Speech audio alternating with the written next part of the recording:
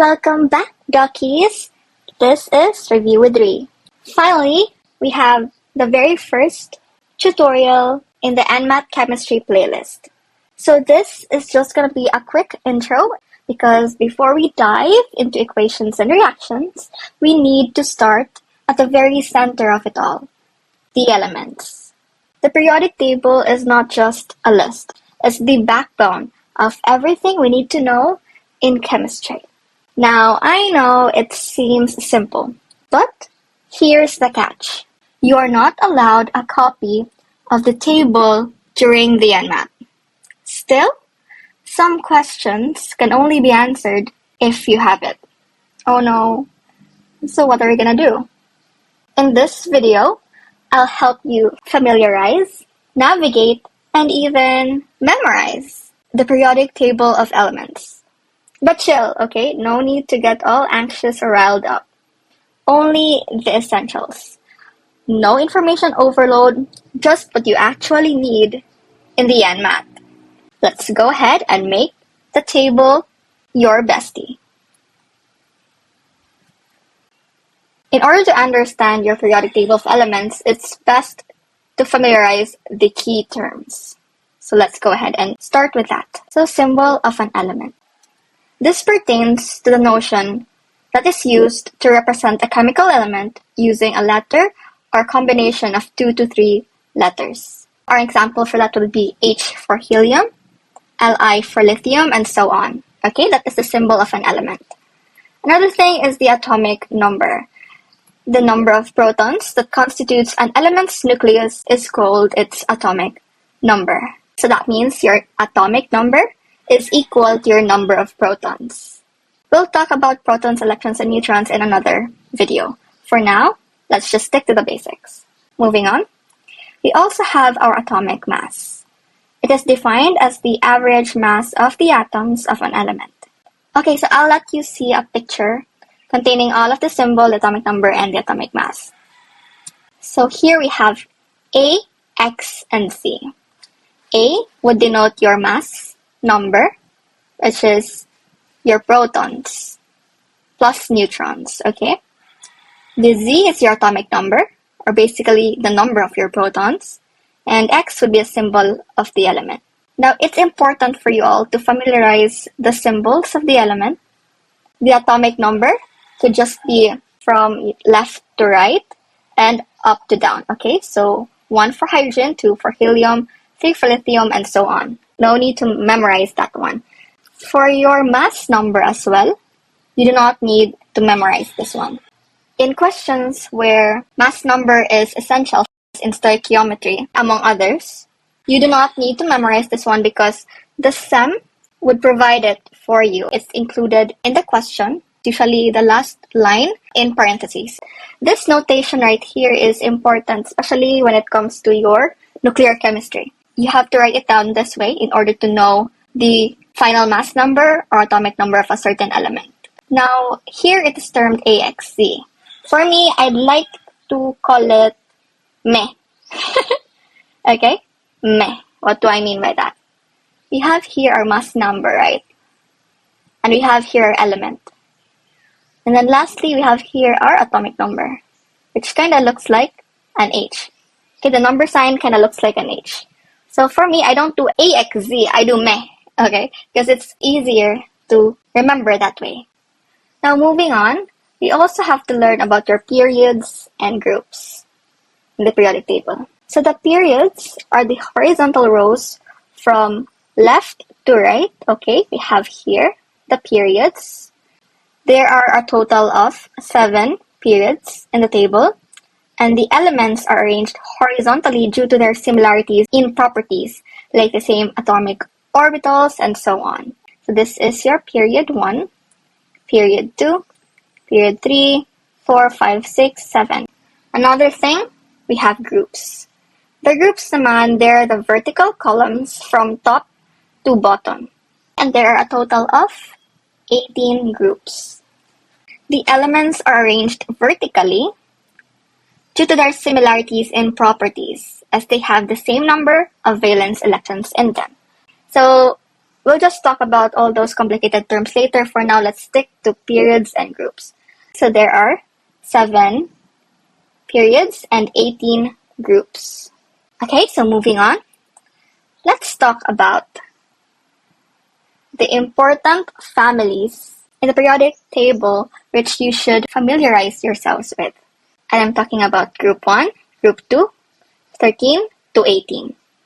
Let's go ahead and name these families. So for group 1, right here, this is actually your alkali metals. Okay? Alkali metals. That's your group 1.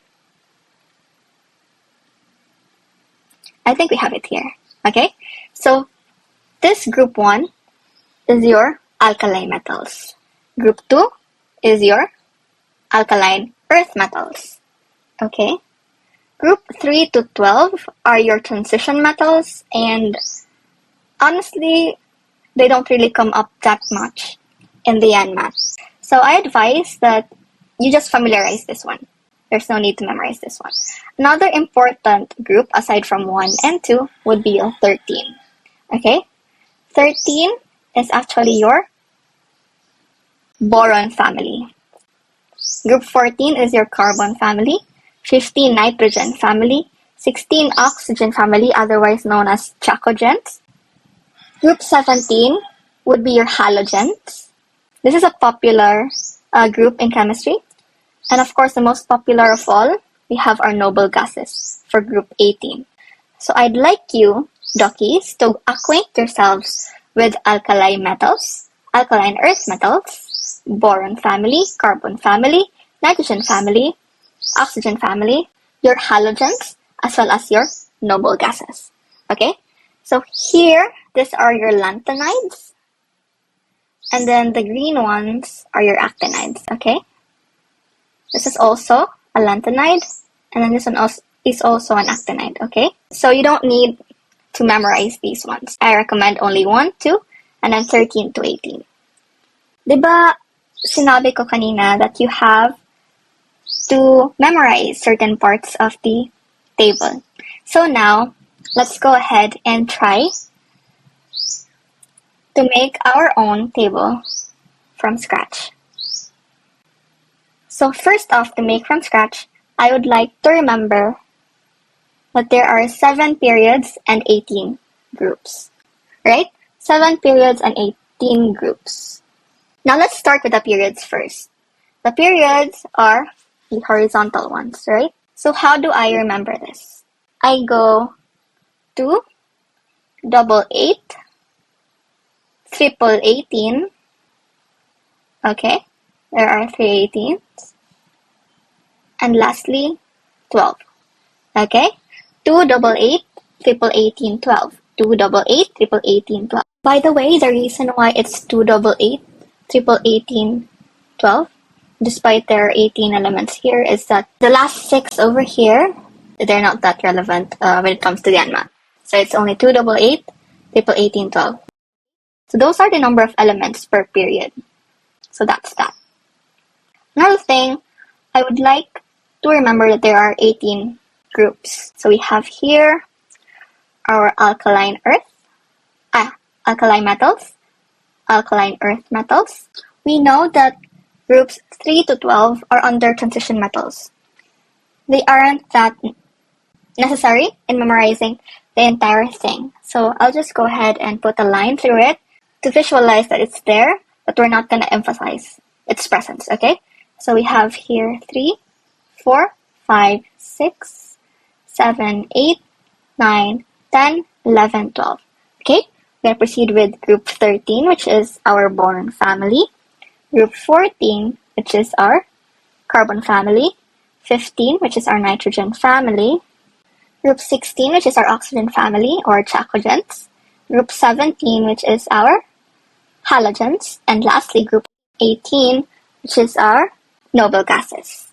So for the periods, 288, 18, 12, 288, 18, 12.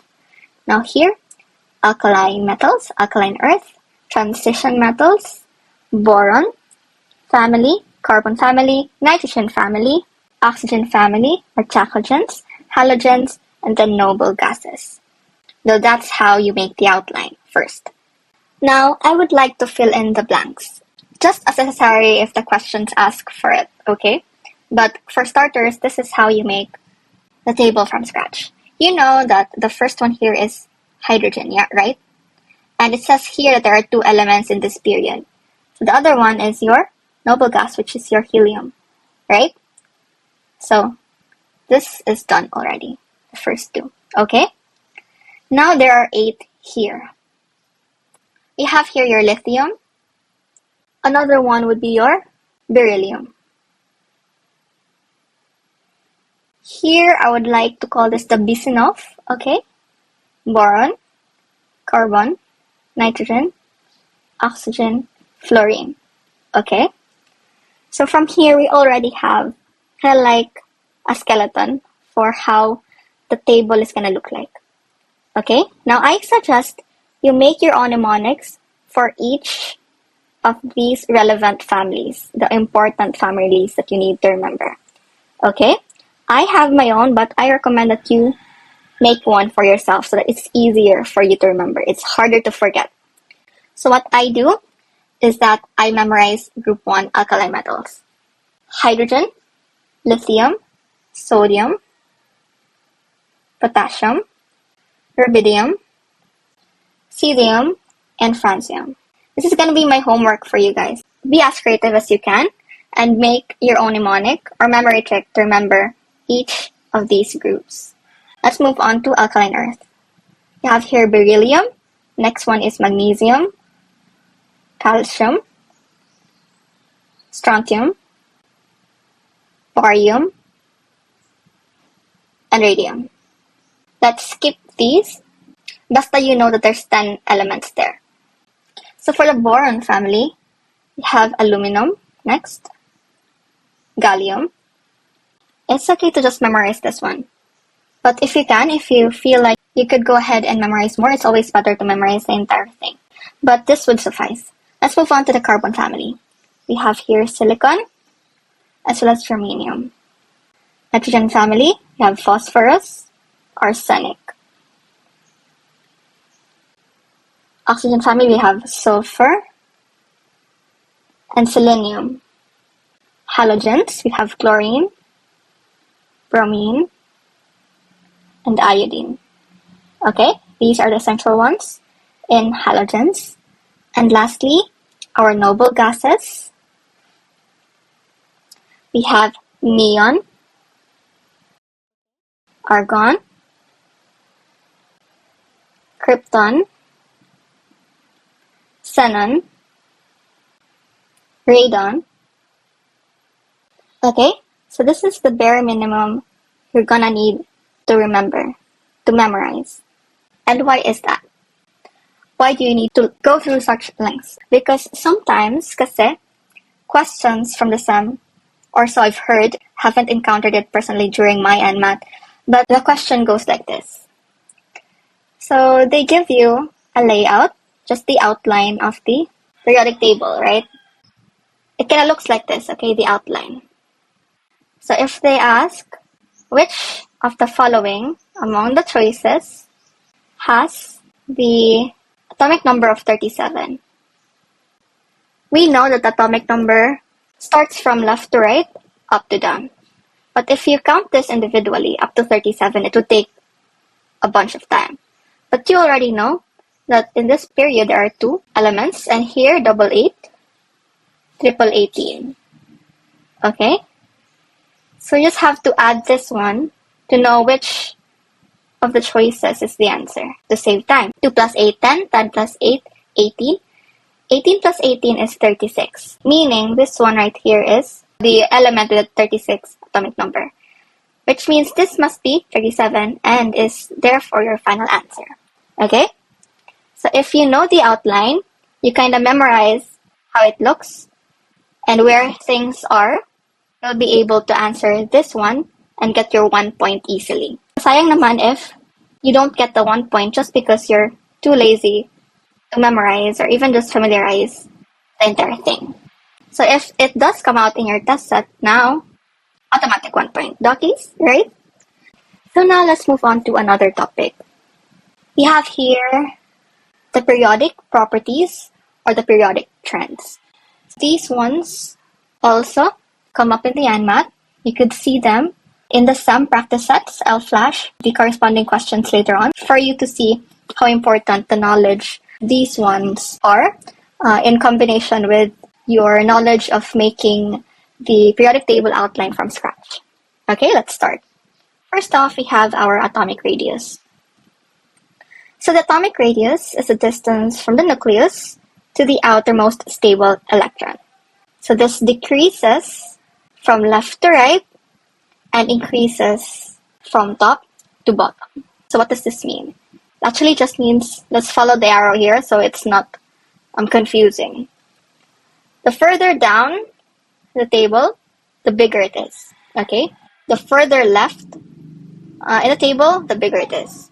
Meaning, this element right here is bigger than this one or than this one.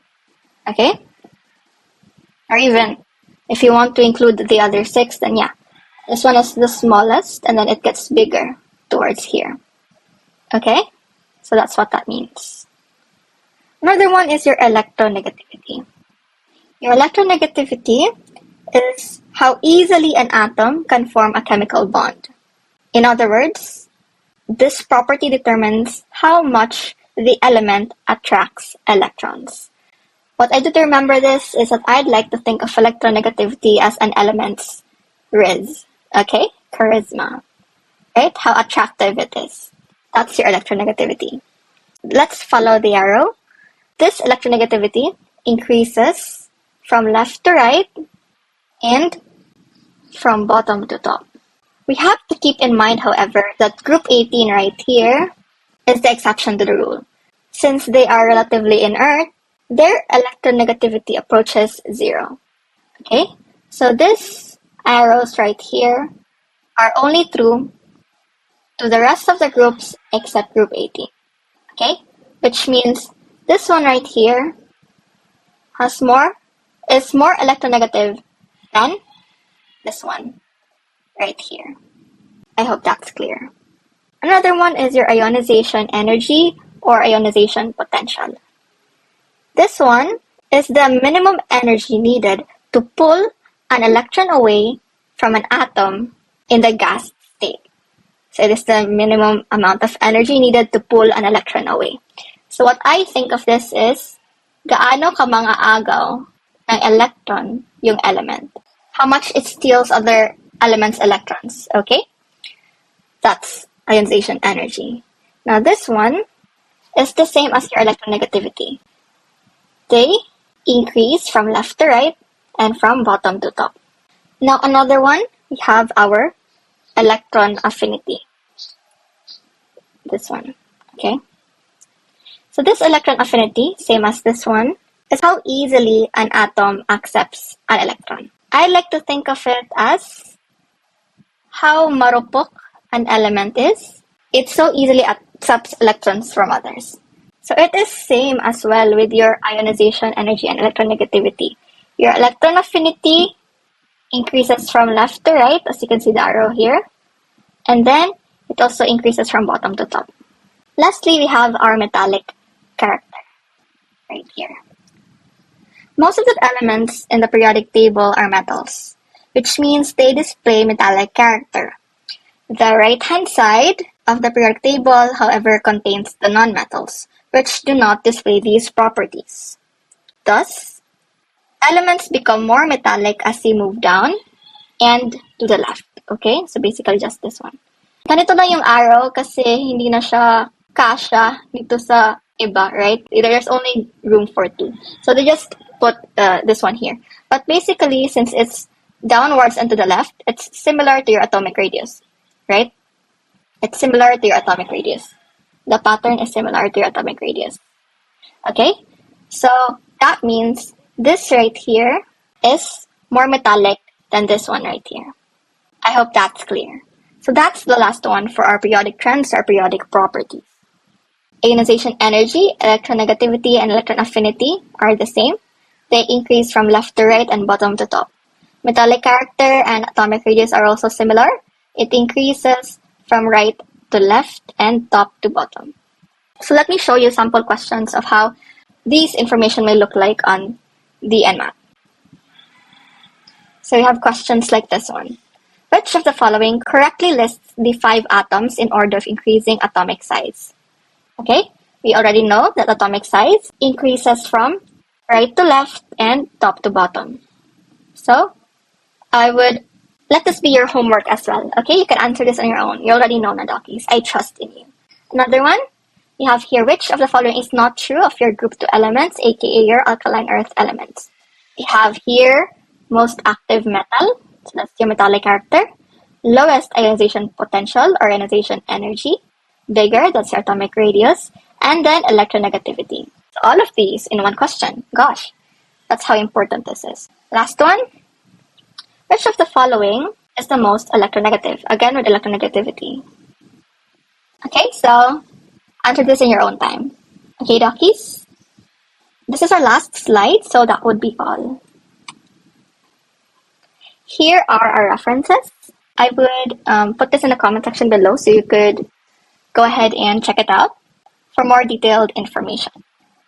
I would also like to announce again that our NMAT Review G Drive is now available, and you can refer to my post in the posts tab of this channel on how to get access. They're free and they're high yield, so I really would love it if you would get your hands on these review materials that I collated in our G Drive. Thank you so much for being with me on this video, donkeys, and I'll see you again next time. Bye!